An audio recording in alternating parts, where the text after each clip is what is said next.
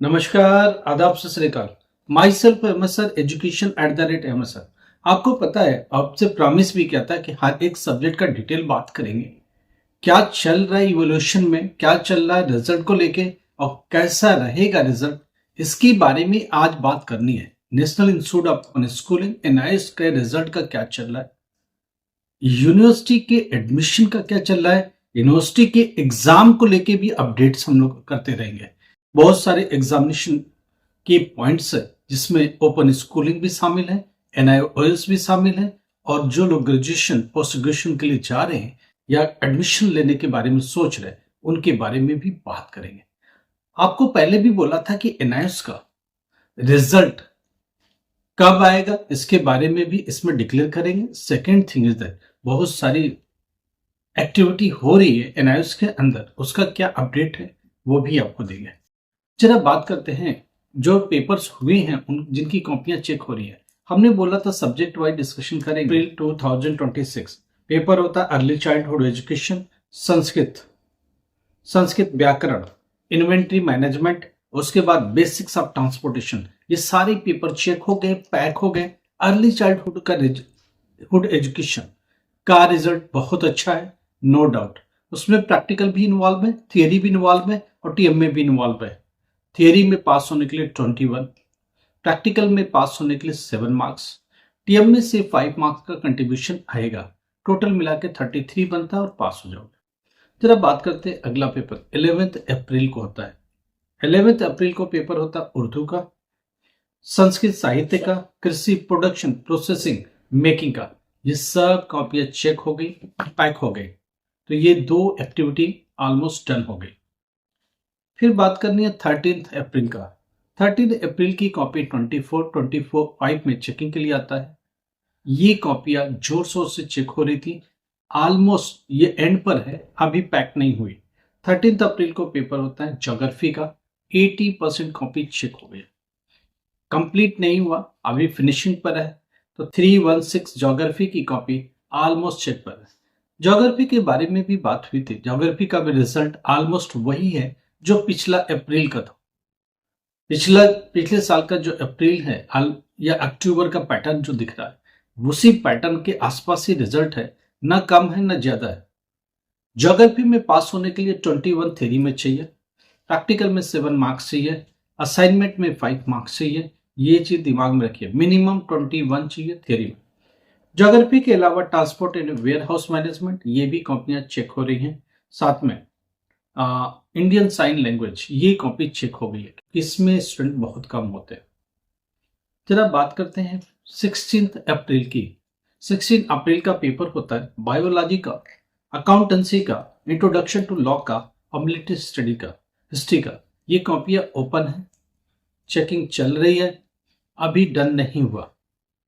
ये कॉपियां इवोल्यूशन के लिए आई हैं, इवोल्यूशन शुरू हो चुका है, बट अभी बहुत टाइम लगेगा।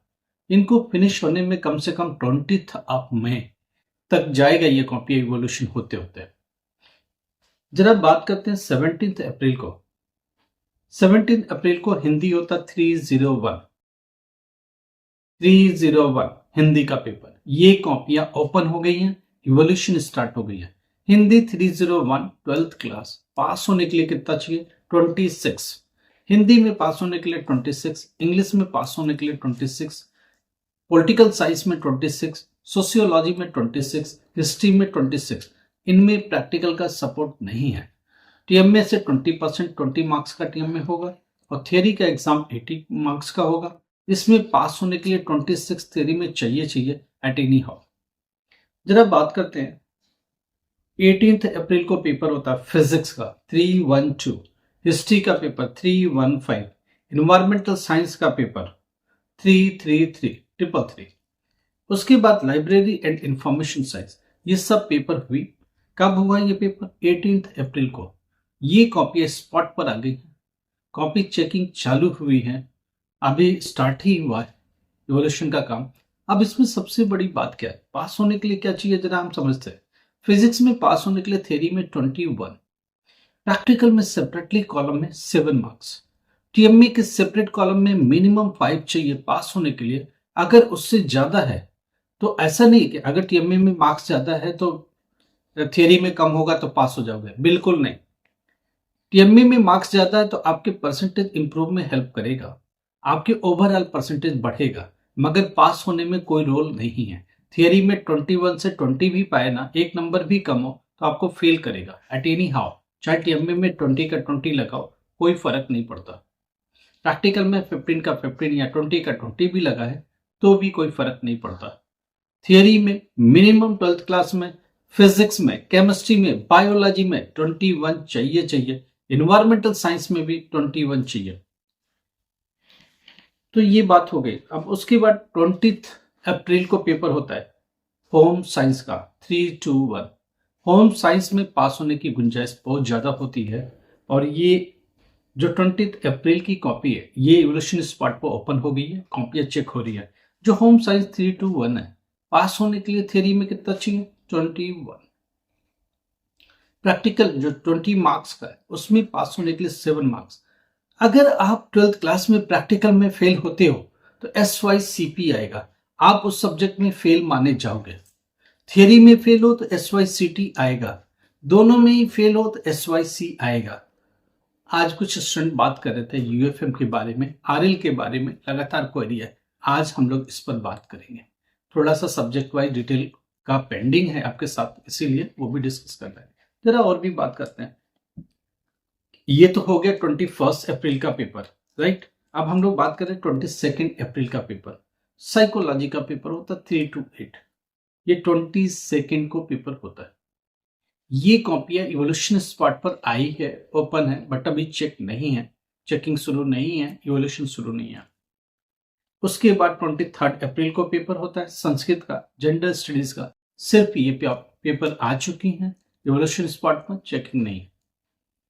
अभी ये सब कॉपियां जितना भी आपको समझ में आ रहा है, ये उनको ओपन होने में कम से कम 1 वीक लगेगा। उसके बाद पूरी चेकिंग होने में पूरा मई जाएगा। अब कहानी ये कि स्टूडेंट ये पूछ रहा है कि कुछ रिजल्ट का क्या। 12th क्लास में एक बात बोला गया कि अगर फिजिक्स में 18 मार्क्स आए तो 2-3 मार्क्स खींचे जा सकते हैं, मगर एक कंडीशन है, कम से कम स्टूडेंट 50% प्लस कॉपियां अटेम्प्ट तो करे। ऐसा नहीं कि आपने अटेम्प्ट किया नहीं आपको मार्क्स खींचेगा, टीचर कहां से देगा। एक और स्टूडेंट के दिमाग में गलतफहमी है, जरा मैं ठीक कर दूं। आप असाइनमेंट के मार्क्स ले लेते हो, आप प्रैक्टिकल के मार्क्स ले लेते हो, आप बोलते हो कि मैं 21 का तो सही करके आया तो मैं तो पास हो जाऊंगा। बिल्कुल नहीं पास होगे। कैसे? 80 के पेपर में से 80 मार्क्स के पेपर में 21 करके आया तो आपको पता है इसका क्या मिलेगा? इसका भी 80% मिलेगा। आप 21 का सही आपके हिसाब से बिल्कुल, तो आपको 16 से 17 नंबर, 16 to 17 मार्क्स ही मिलेंगे। क्योंकि पेपर 80 का दिख रहा है मगर एज्यूम किया जाएगा 64 में से।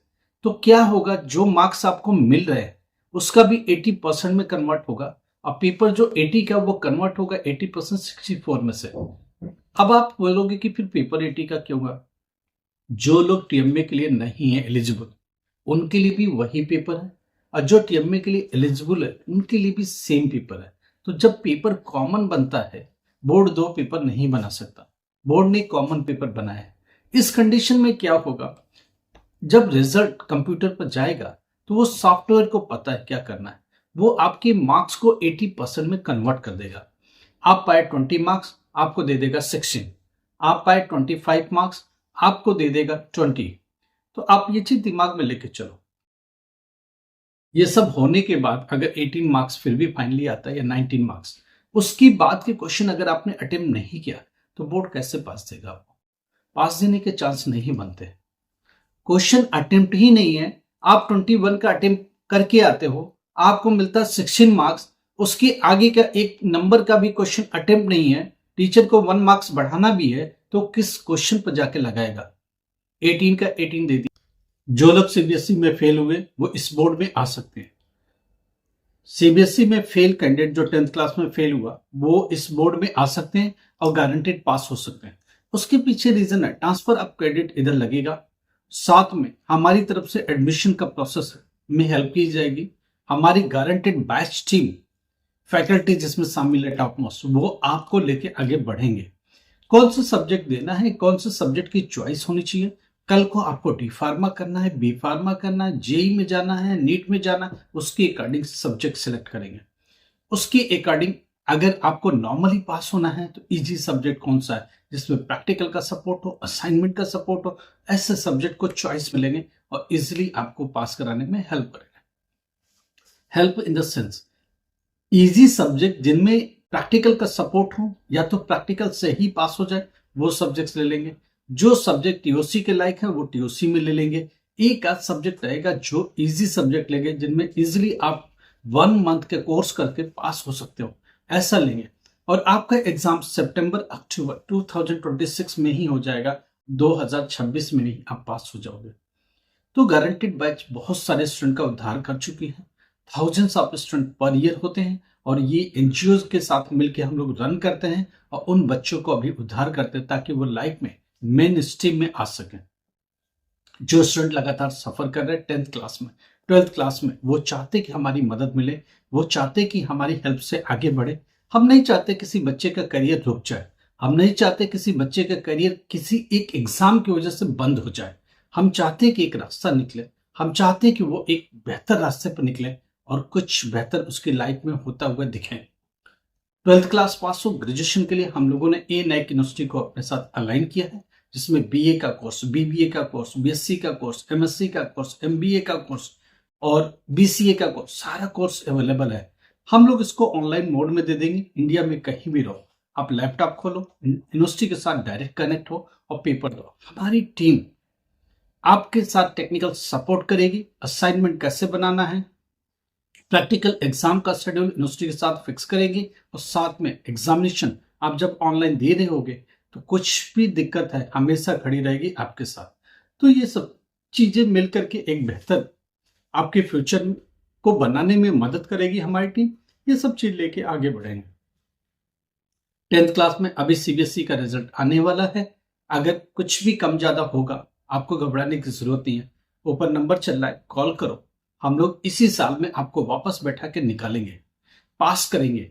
फिजिक्स में फेल, केमिस्ट्री में फेल, बायोलॉजी में फेल, हम लोग एनआईएस में डालेंगे और 2026 में गारंटेड पास करेंगे, क्योंकि हमारी फैकल्टी रेडी है इसके लिए। आपको इतना मगअप करा देगी 1 से 2 महीने में आप उस सब्जेक्ट में पार पा जाओगे। थोड़ी सी गलती की वजह से अगर फेल हुए हो तो डजन सेंस के उसका पनिशमेंट आपको मिले। आप उस गलती को रेक्टिफाई हमारी टीम करेगी और आपको एनआईएस बोर्ड के थ्रू पास करवाने में पूरी मदद करेगी ताकि आपका रास्ता निकले। कल को जहां जाना है, जिस फील्ड में जाना है, जैसे भी जाना है, आगे बढ़ पाए। नंबर ऊपर चल रहा है, डायरेक्ट कॉल करो, व्हाट्सएप पर मैसेज दे दो, हम लोग आपका जवाब देंगे। हमारी टीम आपकी काउंसलिंग करेगी, हमारी टीम आपकी प्रॉब्लम को सुनेगी और समझेगी और बेहतर रास्ता निकालने की कोशिश करेगी। लाइक करो, सब्सक्राइब करो, शेयर करो। हाँ, एक और बात, रिजल्ट का क्या चल रहा है? बोर्ड रिजल्ट के ऊपर बहुत तेजी से काम कर रहा है, कॉपियां तेजी से चेकिंग चल रही है। बोर्ड एक चीज समझ में आ रहा है, 15 जून के आसपास रिजल्ट देने की पूरी तैयारी है। बोर्ड ने अपनी मंशा बना ली है, बोर्ड ने अपनी तरफ से पूरा डिक्लेयर कर लिया है 15 जून के आसपास। और स्पेसिफिक डेट जैसे जैसे कॉपियां चेक होगी और हम लोग इसके ऊपर आ जाएंगे। अभी के लिए बोर्ड की मंशा 15 जून की है और रिजल्ट देने की है एट एनी हाउ। फिलहाल अगर बोर्ड की काम जल्दी हो जाता है तो रिजल्ट और भी जल्दी देने की कोशिश कर सकता है बोर्ड। अभी बोलना मुश्किल है, थोड़ा सा हो जाने तो बोर्ड का काम खत्म, फिर हम लोग इसके ऊपर बात करेंगे। लाइक करो, सब्सक्राइब करो, शेयर करो, हाइप का बटन है उससे भी दबाओ। कुछ भी प्रॉब्लम है ऊपर नंबर है, कॉल करो, हम लोग आपकी मदद करेंगे। Thank you so much.